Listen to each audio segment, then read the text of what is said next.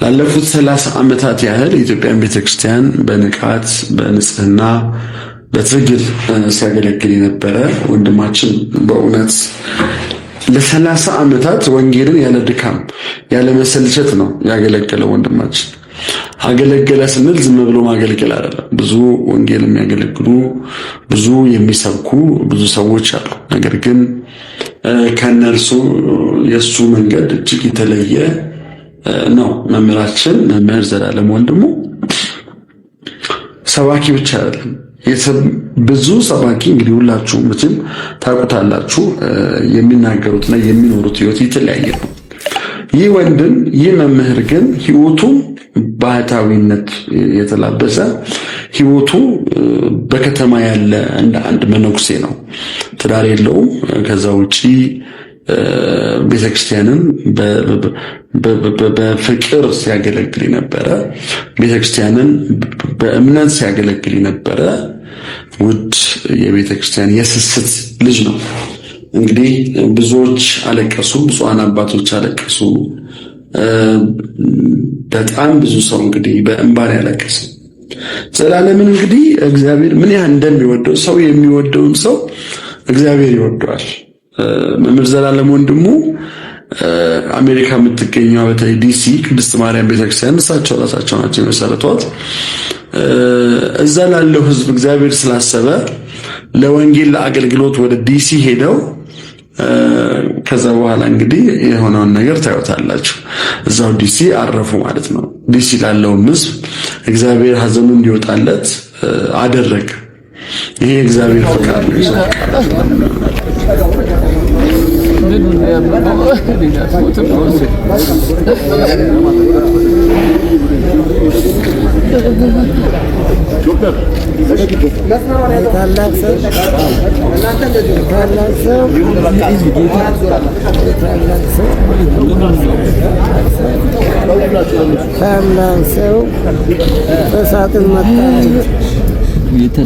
ሳጥን መጣልና ታላቁ ሰው ሳይታሰብ በስራ ሄዶ በማስተማር ሄዶ በሳጥን መጣ። ሳጥን መጣና ይሁን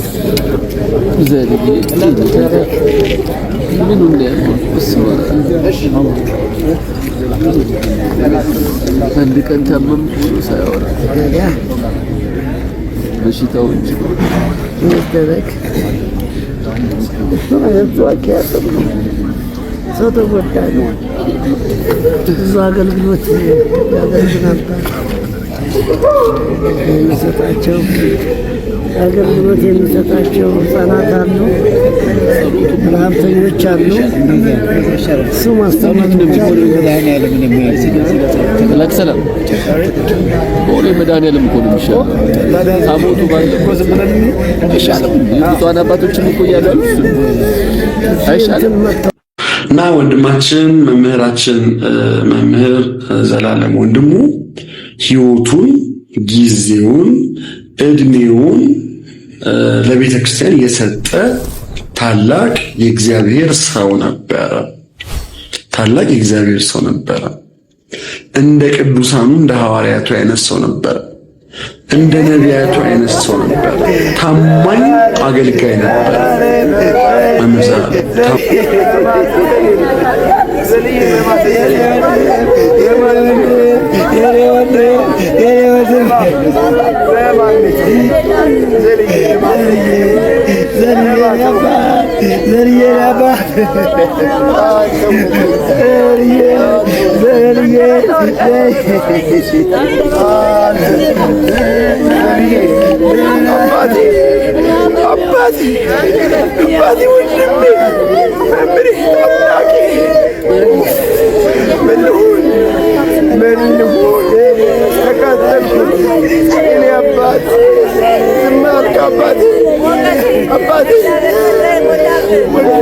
መምህራችን መምህር ዘላለም ወንድሙ ታማኝ ባሪያ ነበር። እምነቱን በተግባር የሚገልጽ ጀግና ሰው ነበር እና ይህ ጀግና ወንድማችን ይህ ጀግና መምህራችን ሞት ወስዶብናል። ሞት እንግዲህ ሁሉን እኩል የሚያደርግ ፕሬዝዳንቱን፣ ጠቅላይ ሚኒስትሩን፣ ሁሉንም ነጋዴውን፣ ታዋቂውን ሰው ሁሉ እኩል የሚያደርግ ነገር ሞት ነው እና ወንድማችን በሞቱ ሰብኳል፣ በሞቱ አስተምሯል። በቆመው ብቻ አይደለም፣ የሰውን ፍቅር አይቷል። ምን ያህል ሰው እንደሚወዱ እንግዲህ ዲሲ የነበረውን አሸኛኘት አይታችሁታል።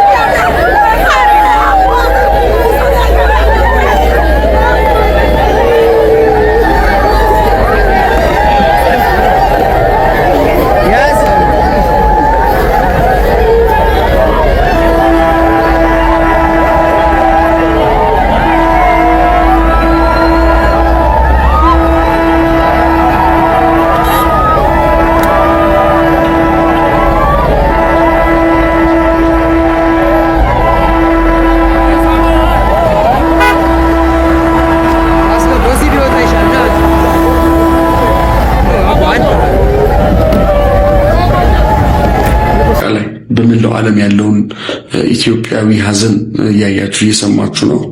ኢትዮጵያውያን በደንብ አዝነዋል፣ በጣም አዝነዋል። መሪዎች፣ የመንግስት ባለስልጣናት ሁሉ በእውነት በዚህ አጋጣሚ መስቀል አደባባይን መፍቀዳቸው እጅግ ጥሩ ነገር ነው። ምክንያቱም ወንድማችን ለመምህራችን ያላቸውን ክብርና ፍቅር በዚህ አጋጣሚ ገልጸዋል ብዬ አስባለሁ እና መምህር ዘላለም ወንድሙ እድሜን እኔ እንግዲህ የእሳቸው የትምህርት ውጤት ነኝ። እውነቱን ለመናገር መምህር ዘላለም ወንድሙ ናቸው ከልጅነቴ ጀምሮ ወንጌልን ያስተማሩኝ። እንግዲህ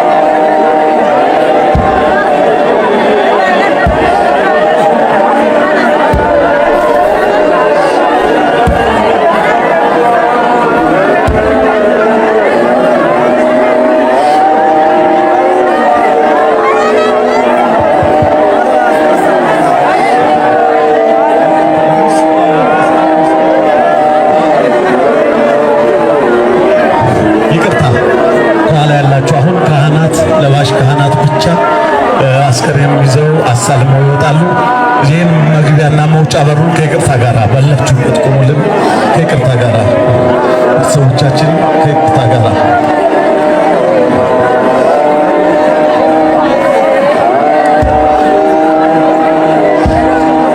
አስከሬን ሳልፈን ወጣ ምንም ከዚህ ተቆሙ ጥሩ ነው። ካህናት ቤቶች ናቸው ግቡና እዛችሁ በፈጥ ሌላው ይቆዩ። መምህር ዘላለም ወንጌል የጀመሩት 90ዎቹ 91 92 ከዛም በፊት ሊሆን ይችላል እና አስተዳደጋቸው ሁሉ በእግዚአብሔር ቤት ጌታ እግዚአብሔርን በማገልገል ነው። ነገር ግን ከዛ በኋላ እንግዲህ ህይወታቸው ሁሉ ለእግዚአብሔር አገልግሎት ለታማኝነት እንግዲህ ዘላለም ይሰብካል፣ ገንዘብ አይቀበልም። ፋክት ነው። መምህር ዘላለም ወንጌልን በሸቀጥ በገንዘብ ለውጣለሁ የሚል አመለካከት የለውም። መምህር ዘላለም ምንድነው መምህር ዘላለም ሌላው ኳሊቲው ማለት ነው ካሜራ ይወድ ይወኙኝ አይልም፣ ስራዬን ተናገሩልኝ አይልም። ለምሳሌ የሚሰራቸውን ስራዎች ልንገራችሁ። ደቡብ ኦሞ ላይ ያሉ ማህበረሰቦችን ኬንያ ድንበር ጫፍ ያሉ ማህበረሰቦችን አስጠምቆ ነጠላ ልብሶ ከመሃላቸው ወንጌላዊ ያስተምራል መምህር ዘላለም በአዲስ አበባ ባሉ አብዛኛው አድባራት ሳምንታዊ ጉባኤ ነበረው። መምህር ዘላለም በደብረ ዘይት ቅዱስ ሩፋኤል እኔ ባደኩበት ደብር ሳምንታዊ ወርሃዊ ፕሮግራም ነበረው። መምህር ዘላለም በናዝሬት ቅድስት ማርያም ቋሚ የሆነ መርሃ ግብር ነበረው። እስቲ እናንተም ንገሩኝ፣ መምህር ዘላለም ይህን የምታውቁት በምን ሁኔታ ውስጥ እያለ ነው የምታውቁት? ኮሜንት ላይ ጻፉልኝ። ላይክ አድርጉ፣ ኮፒ ሊንክ አድርጉ አካውንቱ